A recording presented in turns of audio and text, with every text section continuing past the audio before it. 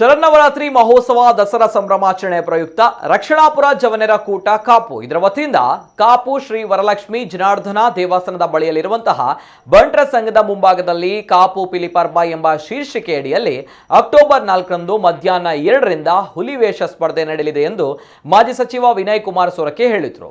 ಹುಲಿವೇಷ ಸ್ಪರ್ಧೆಯ ಲಾಂಛನ ಬಿಡುಗಡೆಗೊಳಿಸಿ ಮಾಹಿತಿ ನೀಡಿದ ಅವರು ಉಡುಪಿ, ದಕ್ಷಿಣ ಕನ್ನಡ ಸಹಿತ ವಿವಿಧೆಡೆಯ ತಂಡಗಳು ಮುಕ್ತವಾಗಿ ಸ್ಪರ್ಧೆಯಲ್ಲಿ ಭಾಗವಹಿಸಬಹುದಾಗಿದ್ದು ಈಗಾಗಲೇ 10ಕ್ಕೂ ಅಧಿಕ ತಂಡಗಳು ಹೆಸರು ನೋಂದಾಯಿಸಿವೆ.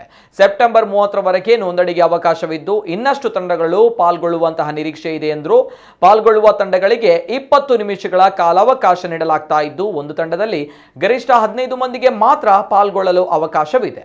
ವಿಜೇತ ತಂಡಗಳಿಗೆ ಪ್ರಥಮ 1 ಲಕ್ಷ ರೂಪಾಯಿ, ದ್ವಿತೀಯ 50,000 ರೂಪಾಯಿ ವೈಯಕ್ತಿಕ ಬಹುಮಾನ ನೀಡಲಾಗುವುದು ಎಂದು ಹೇಳಿದರು.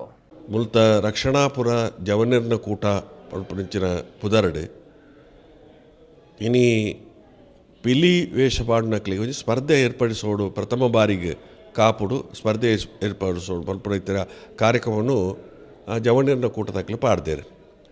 ಆ ಪ್ರಕಾರ 4ನೇ ತಾರೀಕಿಗೆ ಮಧ್ಯಾಹ್ನದ ಬೊಕ್ಕ 2 ಗಂಟೆಗೆ ಆ ಸ್ಪರ್ಧೆ ಪ್ರಾರಂಭ ಆಪುಡು.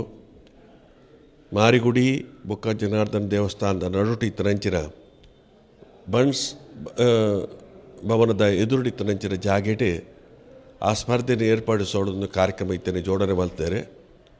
ಆಯ್ತ ಪ್ರಕಾರ ಅವಳು ಸ್ಟೇಜ್ ಲೈಟ್ ಬೊಕ್ಕ